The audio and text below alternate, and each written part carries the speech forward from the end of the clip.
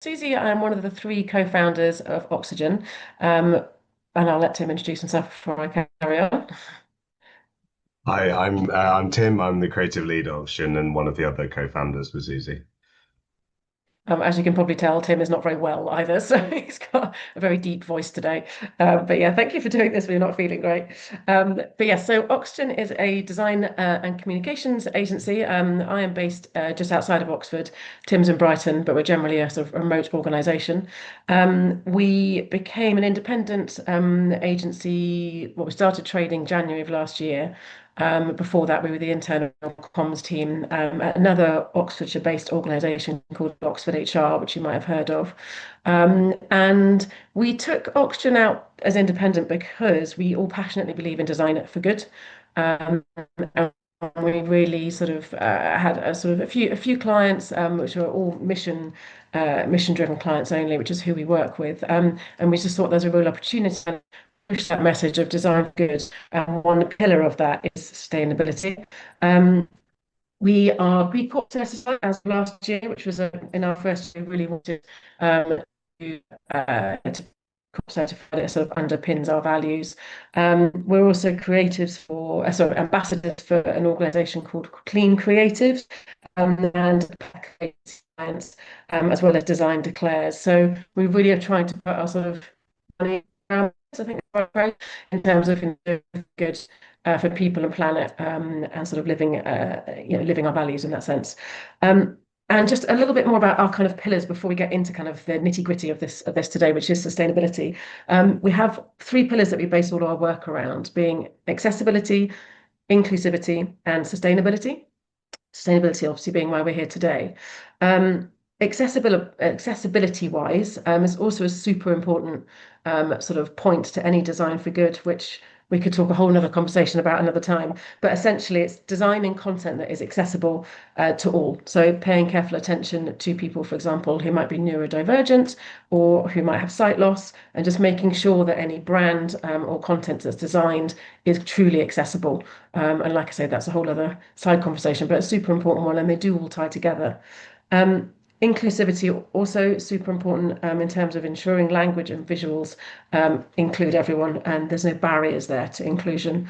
And then sustainability, which is obviously why we're here today. So making sure that everything we do, both print and digital, has the lightest carbon footprint possible, and it has the longevity to sustain. So the sort of sustainability of in two ways there. Um, so next slide, please, Tim. Thank you. And then I'll hand over to Tim to talk a bit more about this. Thank you, Suzie.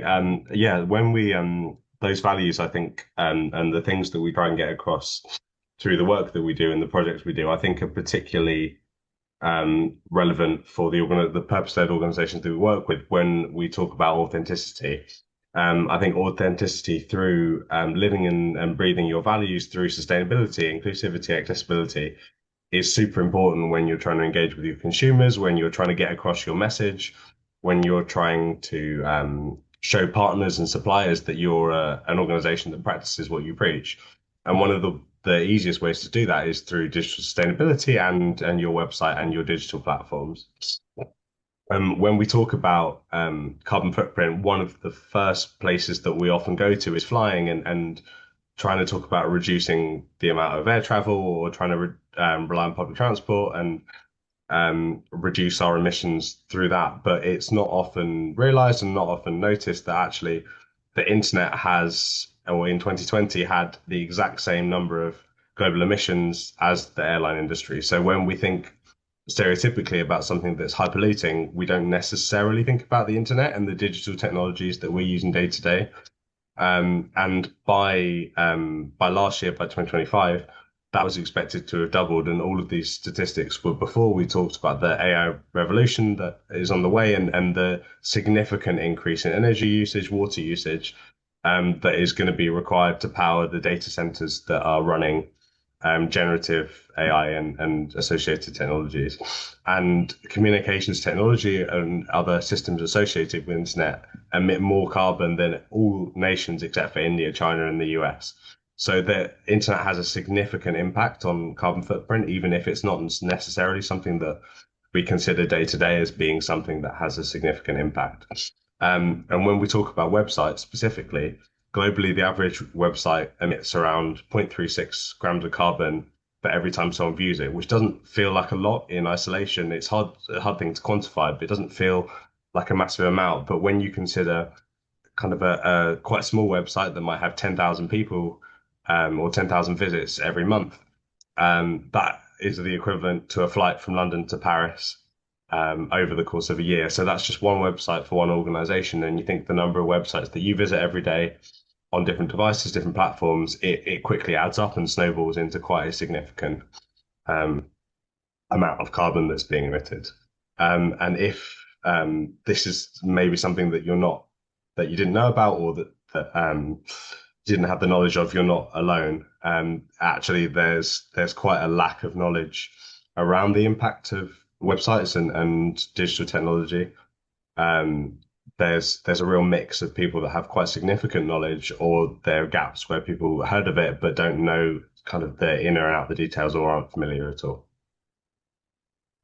And when we talk about these things, and we talk about websites and we talk about digital communications, there are kind of a couple of sides to it that we take and that we think about in our work. There's obviously the responsibility of the organizations that are are producing these websites and the organizations that have their digital platforms.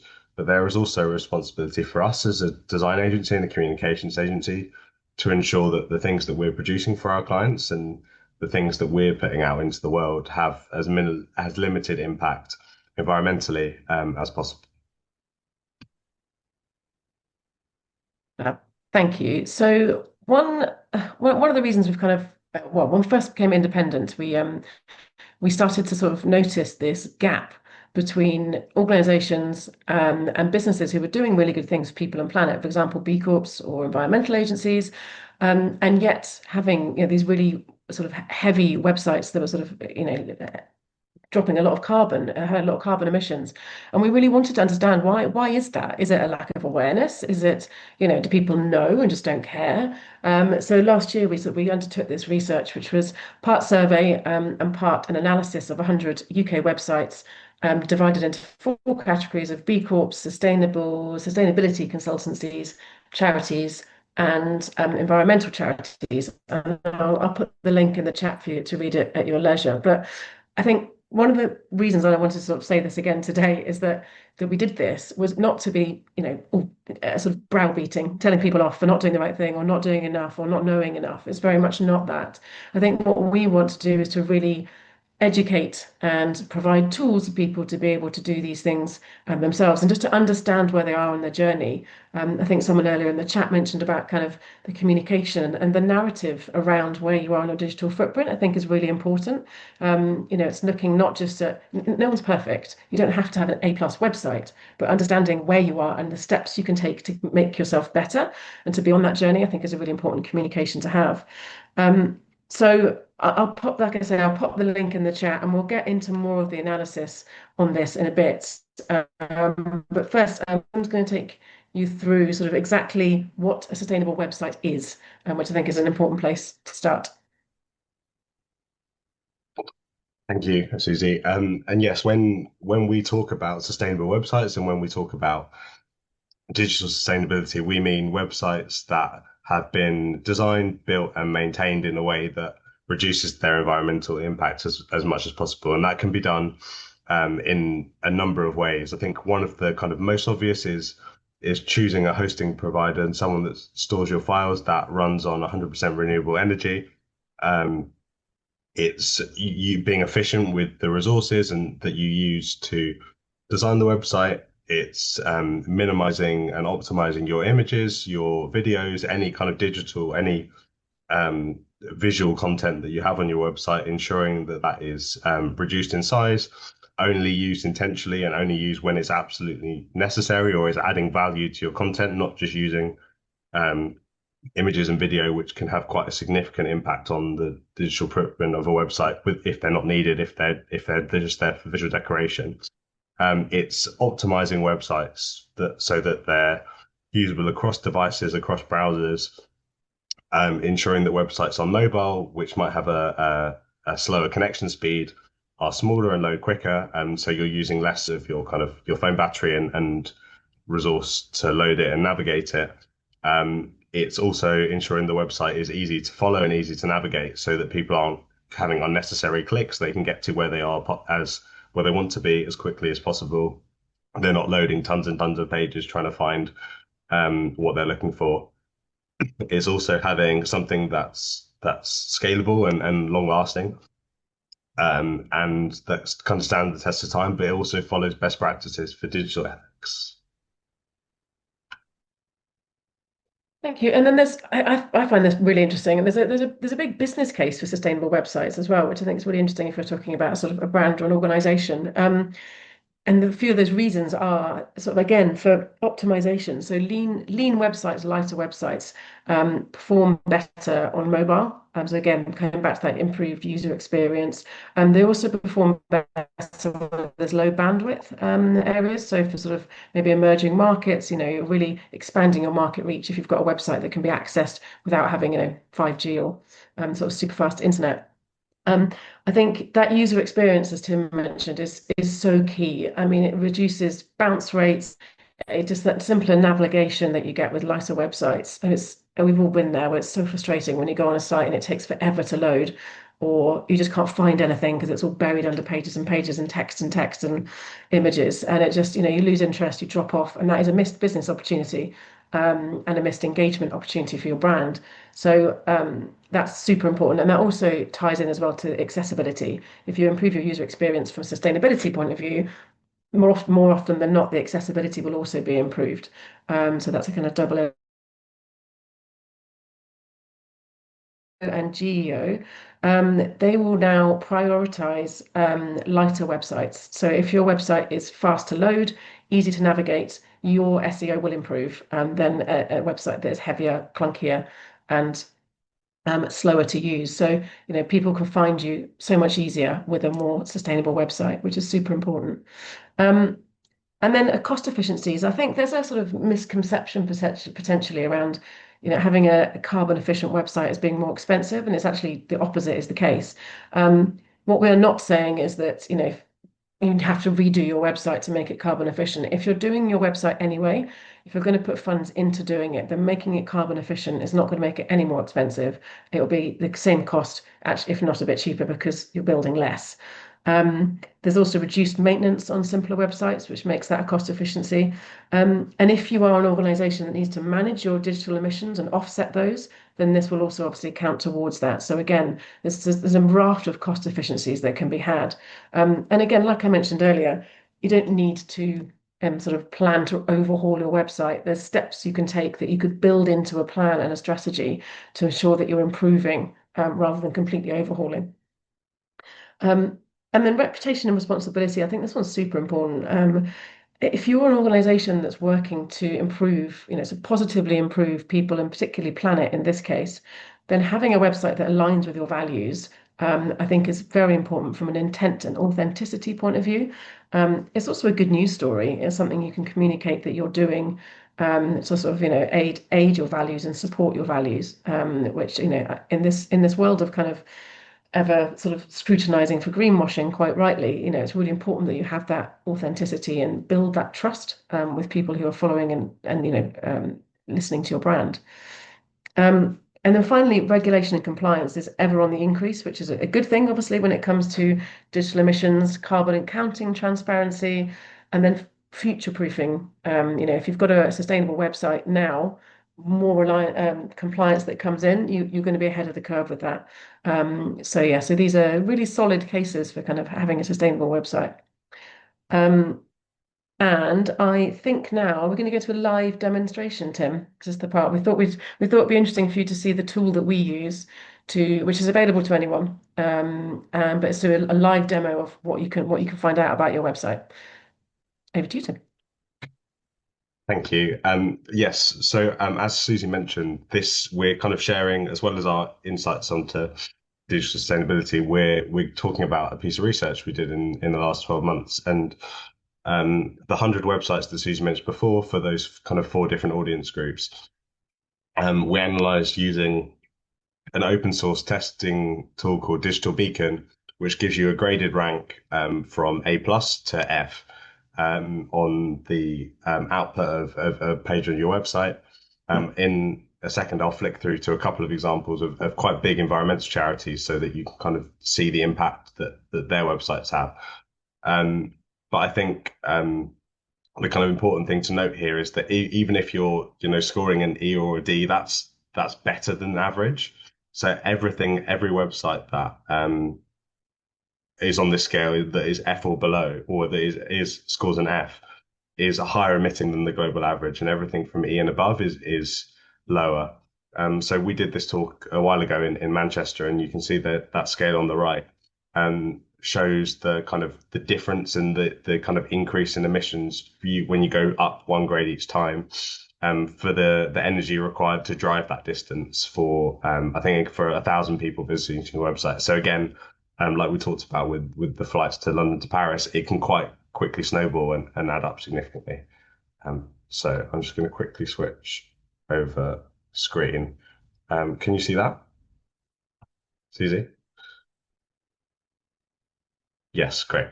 This is so we've got WWF's website here that was analysed by this testing tool, and you can see that here that their website has been graded F.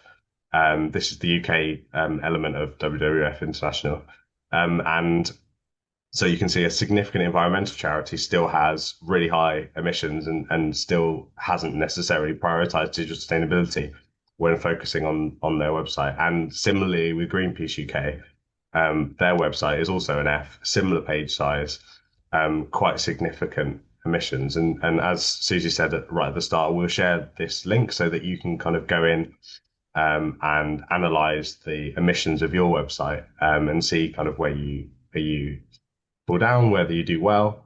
And it's incredibly useful because if I scroll down here, it gives you kind of the elements that make up your website to show you what is actually causing the majority of your emissions. So you can see here for the Greenpeace website, they have quite a lot of imagery. There are 45 images on their homepage, which makes up a lot of content. They have a lot of code and scripts that also makes up a large amount of size, and it gives you a history so you can track, you can make improvements, you can measure the changes that you make to your website and the impact that they have on its digital sustainability. So I'll just go back to this. Hopefully, there's no one here from Greenpeace or WWF. No, that would not be good. All good. Um, sorry, let me just get full screen. Um, so to the kind of actual findings from our survey, of the 100 websites that we analysed, 64 of them had above average emissions. None had an A plus, the top level of rating for carbon footprint. Only two had A, and only six had higher than a C. There was quite a lot of website hosting renewables, and the kind of the median site. So we in a second we'll kind of go to a slide that shows the real kind of spectrum and range of organizations, because obviously if your website scores an F, it could be just over that level where it could almost be an E, or it could be significantly over. And so the 50th site, the median website, had 1.24 kilograms of CO2, which if I quickly go back to the scale, you can see still does perform with an F.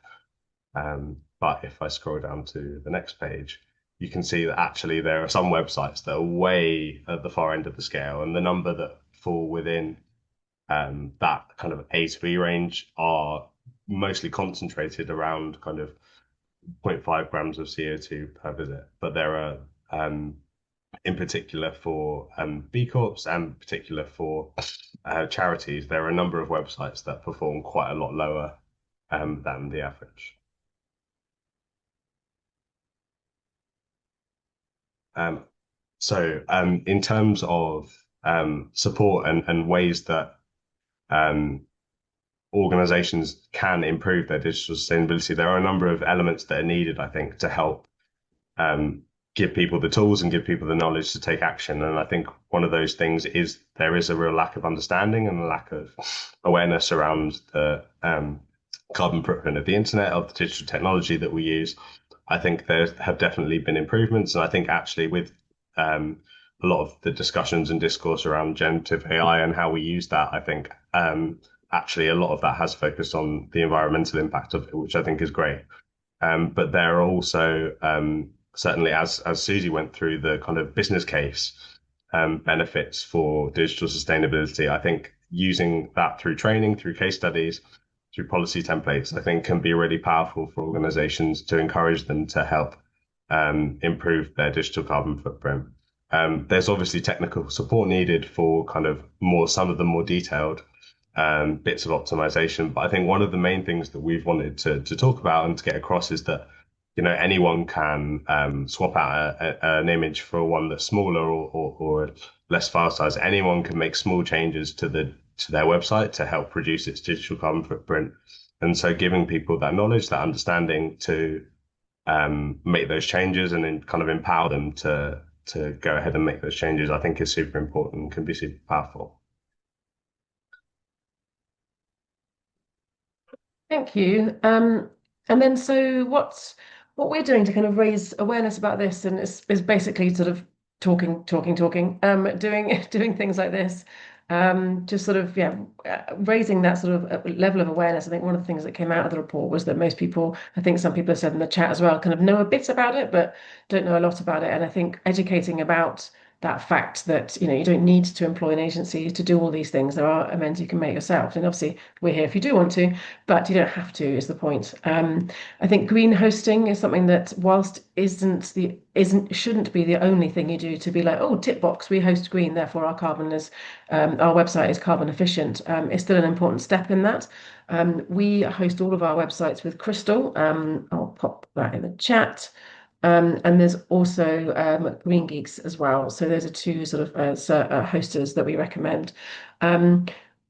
We build in sustainability from the start. So, I think, like I mentioned earlier, it's kind of in thinking about maybe your suppliers who you're working with, in terms of, if you're a B Corp, whether you're working with other B Corps, and just, ensuring that you're thinking about sustainability. It doesn't mean you are necessarily actioning it, but have it as part of your plan, and just be sort of questioning things and questioning your suppliers if they're not sustainable, or using a printer that is. So I think it's just having it in your mind, and also in a strategy to sort of, have aims that you're aiming for.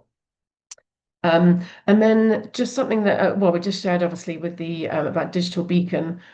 We do also provide a website sustainability audit, which is a kind of, just put that in the chat, which looks at your organization and tells you in a bit more detail than a lot more detail than the Digital Beacon one, sort of where you're doing well, where you're not doing so well, and then tips and tools to improve, which is something that we can carry out for our clients.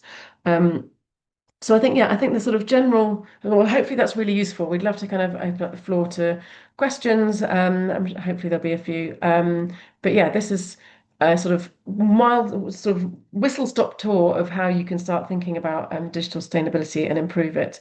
So yeah, we'd love to have any questions, and have a discussion around sort of maybe either where you're at, or how, questions you have around what we've presented. But thank you for listening.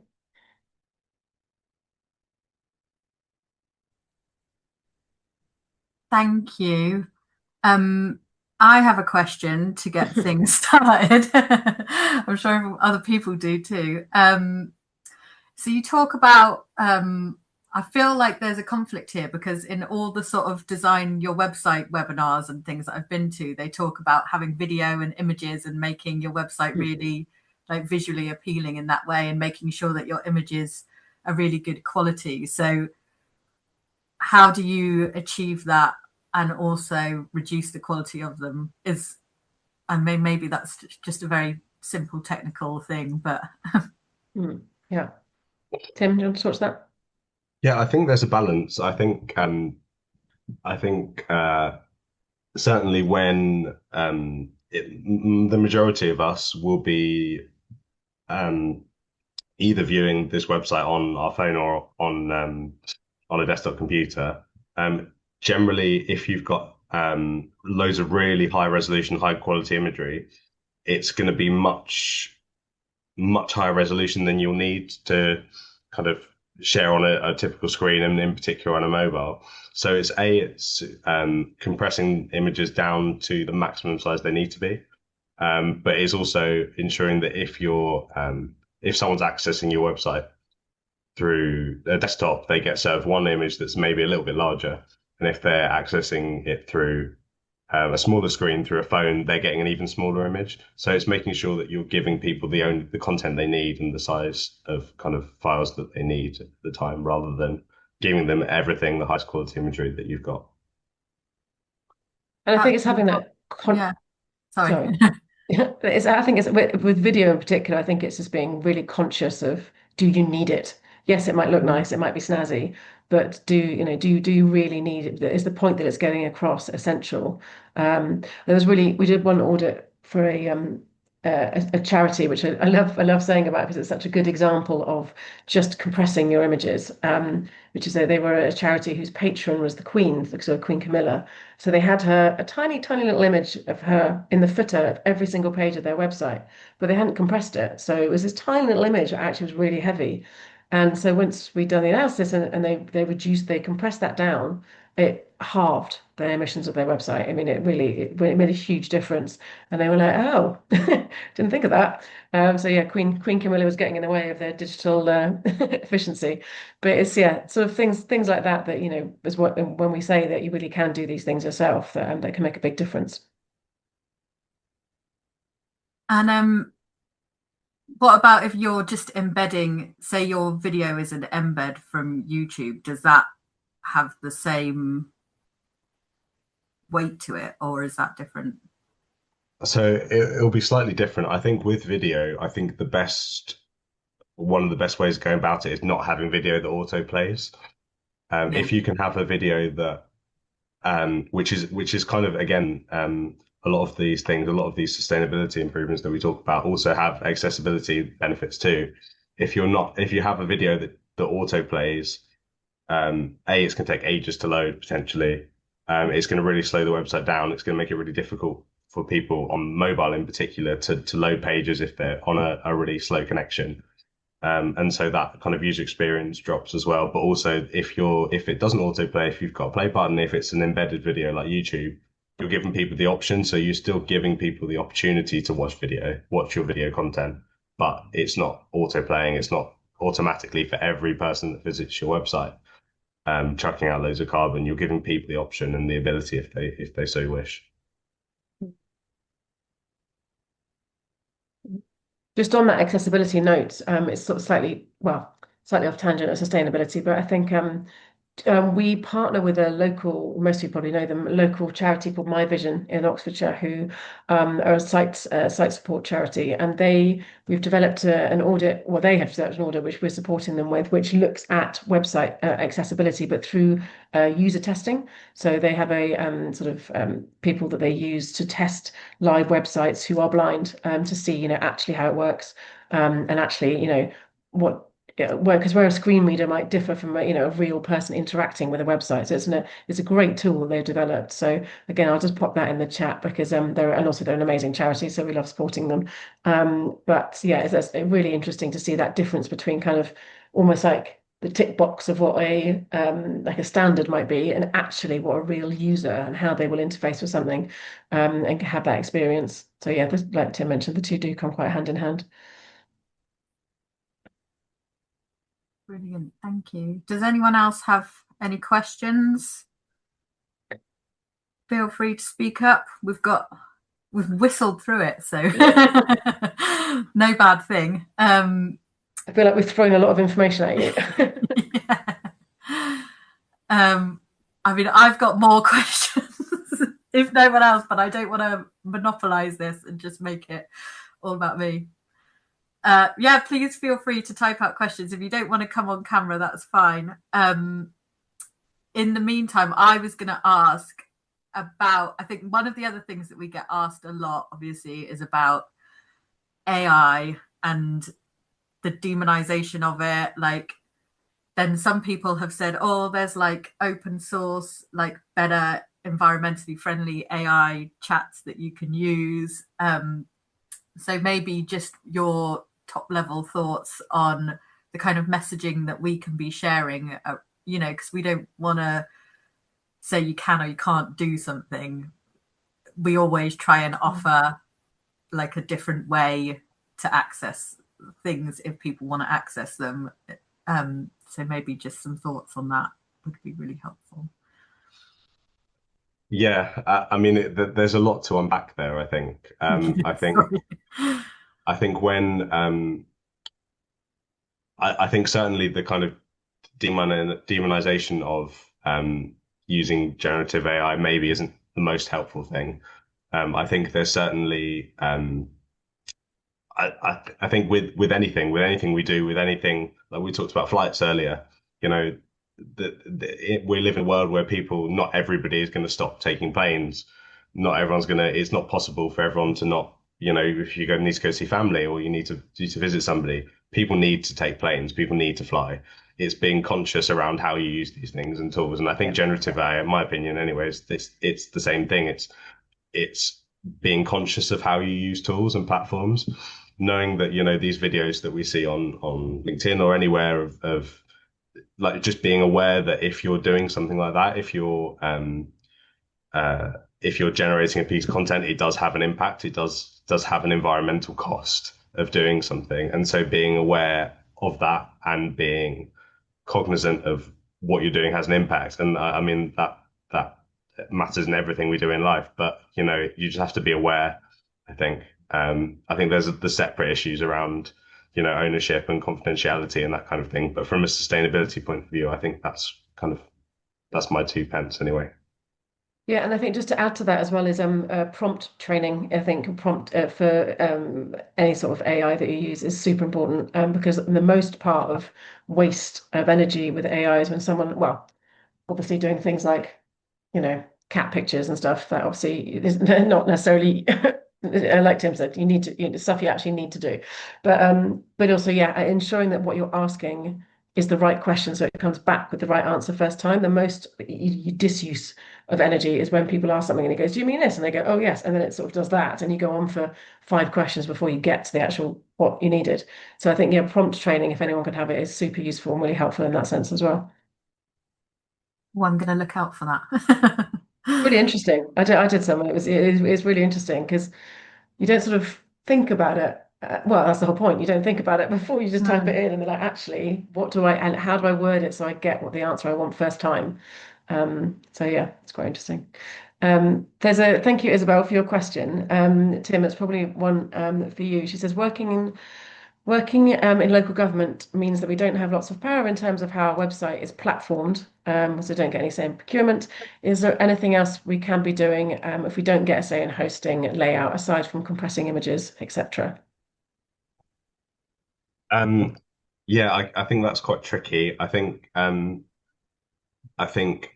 there are lots of easy wins, which generally compressing images and video are kind of excuse me, the easiest things for a lot of organizations to do. I think if there are kind of technical barriers in place, that does make things trickier, and budgetary constraints are another for a lot of organizations, also another issue.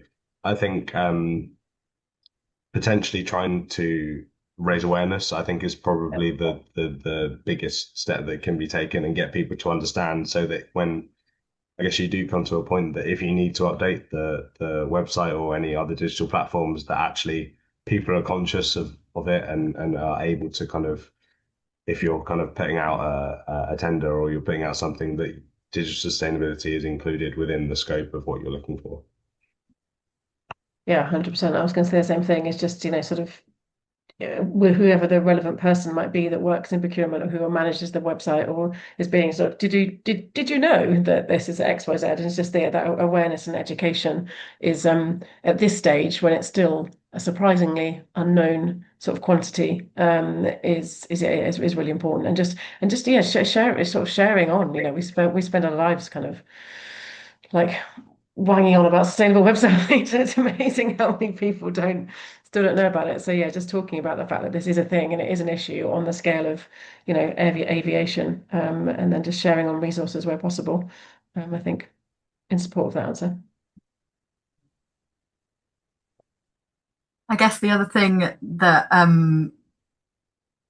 that just made me think about that question is the other stuff that we do beyond our website. So our kind of social media, you know, we're all on social media, our newsletters.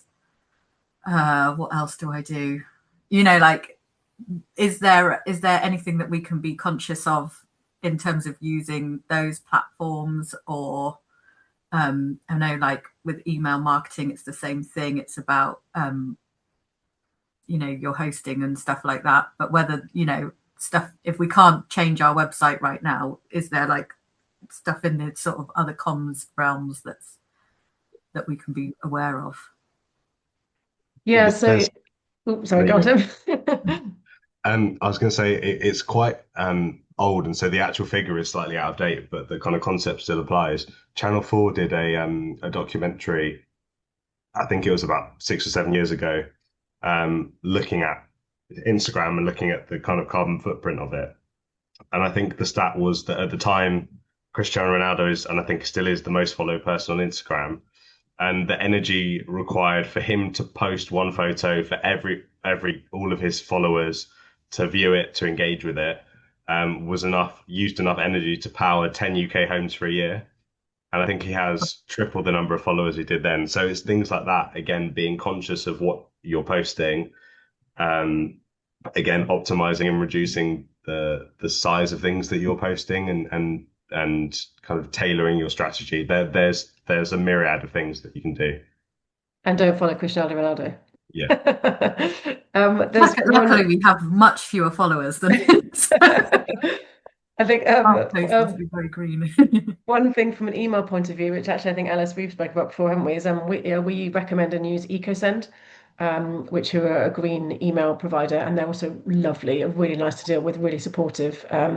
And so yeah, for email wise, they're really great because we used to use MailChimp, which I know a lot of organisations use as well, and they are fantastic for sort of data and analysis, and you know they're a big sort of beast, but they have no sustainability at the moment priorities. So whereas EcoSend are a B Corp and are sort of focused on green email. So from that point of view, we'd definitely recommend them. And we've also got a referral scheme with them. So if you do get in touch with them, do mention us because yeah, we like supporting them. Yeah, we moved to EcoSend and I'm really impressed. Do You get to you like talk. them? You have a person at the end of an email when you're struggling, and they're a London-based company, so you're also sort of supporting a slightly more local business than in Silicon Valley somewhere. Yes, exactly. Super. Well, has anyone else got anything burning to ask? If something comes to you afterwards, then feel free to email me and I can pass it on to Suzie and Tim, or I'll copy Suzie and Tim. What I'll do is I'll send you all a follow-up email with all the links that Suzie shared in this, and also a link to the recording as well.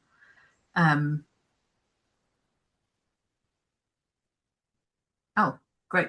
Sorry, I just got distracted reading that. So keep an eye out for that email, which will have hopefully lots of really useful links in.